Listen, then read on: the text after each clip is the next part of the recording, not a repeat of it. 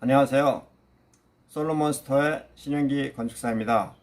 오늘은 건축사가 추천하는 바닥 마감재 팩트체크 네 번째 시간입니다. 오늘 말씀드릴 사항은 거실 바닥을 포세린 타일을 시공하였을 경우 실제 입주자가 불편사항이 있어갖고 법원 감정까지 한 현장입니다. 아파트는 부산 쪽에 있고 35층 아파트 중에 34층에 살고 있습니다. 설계 도면상 모르타르 두께는 40mm, 경량 기포 콘크리트 40mm, 단열재 30mm로 시공이 되어 있습니다. 설계가 되어 있습니다.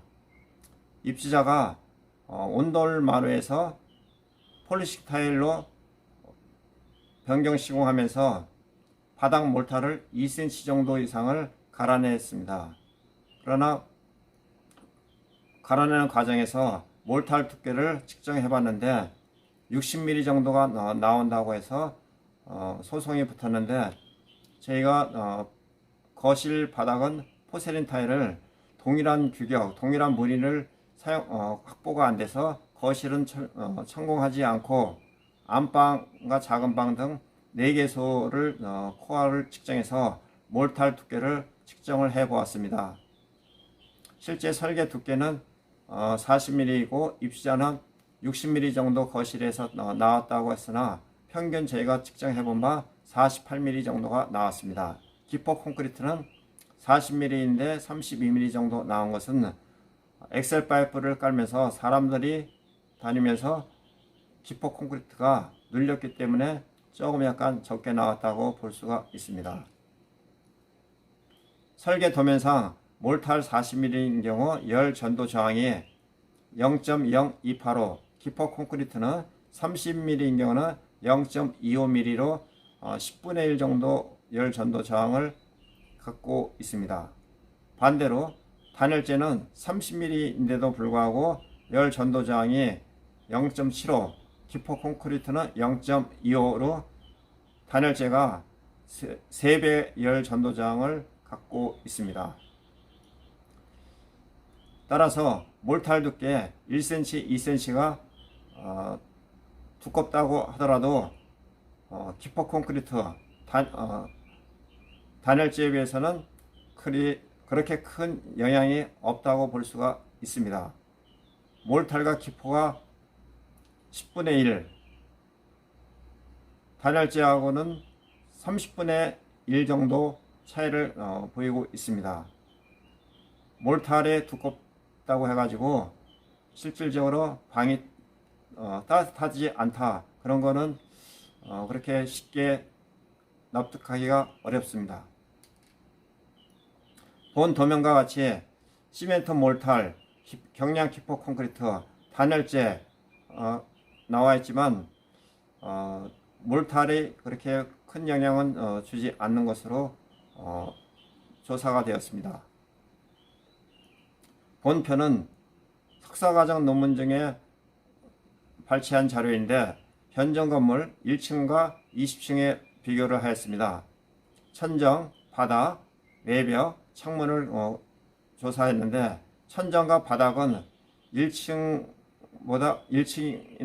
20층이나 큰 문제가 없었으나 창문과 외벽 같은 경우에는 위로 올라가면 올라갈수록 열 손실이 많이 늘어나기 때문에 보온에 특별히 더 신경을 써야 됩니다. 그리고 설계 도면에는 외벽에 같은 두께로 이렇게 표기가 되어 있으나 필요에 따라서는 저층보다 고층에는 단열재 두께를 외벽에 좀 더 두껍게 시공을 해야 할 필요성이 있습니다. 창문 또한 저층부하고 고층부하고 차이가 있기 때문에 두께를 약간 달리하면서 해야 할 필요가 있습니다.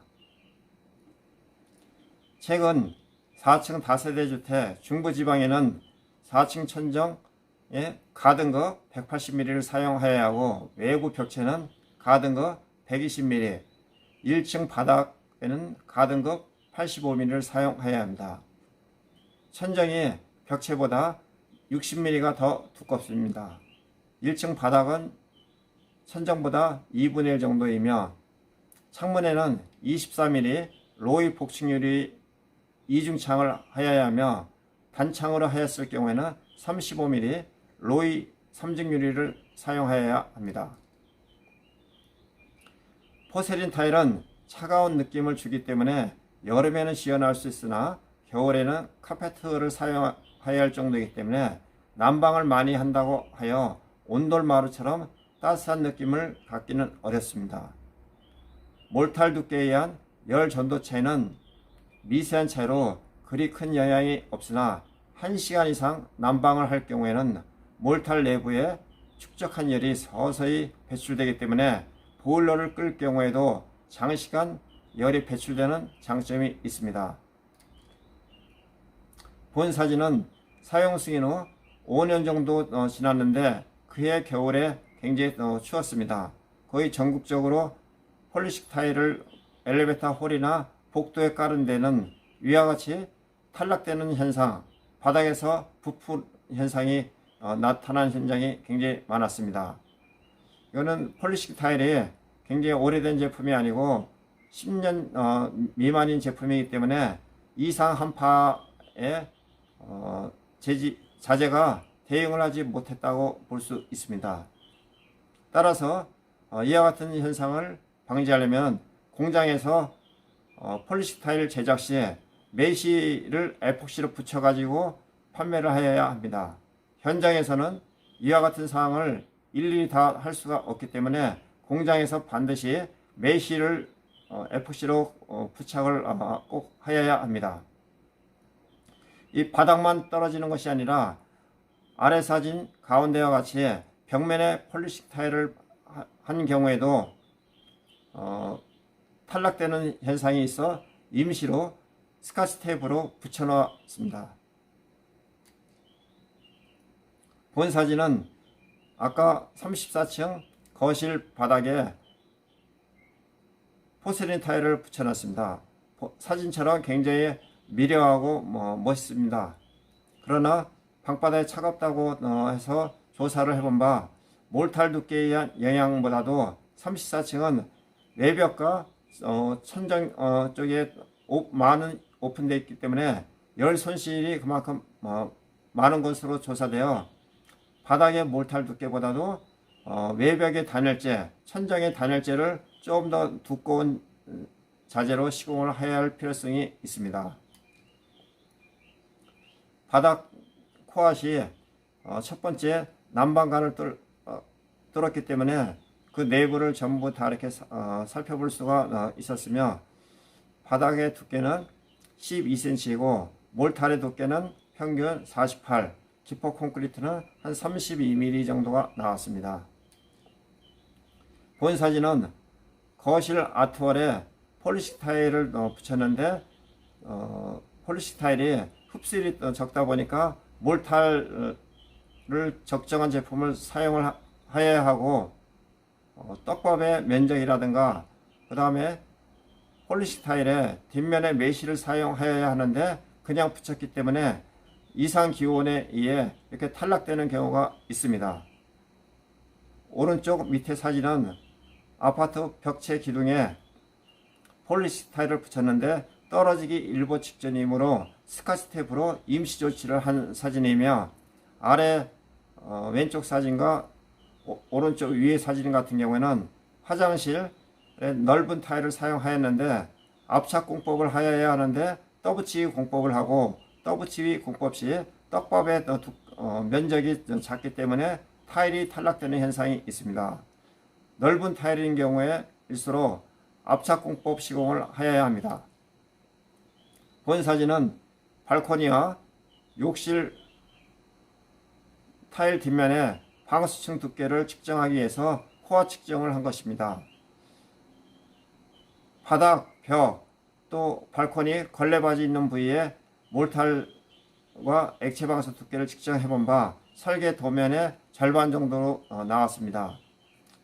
현장 시공 시에는 이런 부분까지 다 신경을 쓸 수가 없으나 최근에 공동주택 하자 소수인 경우에는 상당 부분이 이렇게 코어 측정을 해서 방수층 두께를 측정을 하므로 시공사에서는 설계 도면에 의한 치수 두께를 꼭 반드시 확보를 하여야 합니다.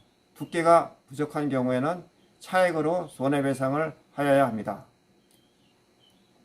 이상으로 거실 바닥 마감재 4편을 모두 말씀드렸습니다. 아직 구독 신청하지 않으신 분은 구독 신청해 주시고 본 내용이 좋다고 생각되시면 좋아요 눌러주시면 감사하겠습니다. 간단한 문의사항은 010-3003-3190 다음 카페에서 야후건축, 솔로몬 건설 분쟁연구소, 솔로몬 부동산 컨설팅을 찾아주시면 되고 카카오톡 플러스 친구에서 솔로몬 스토어나 트위터, 페이스북에서 내용을 같이 공유하도록 하겠습니다. 다음에 좀 더 나은 내용으로 찾아뵙겠습니다. 감사합니다.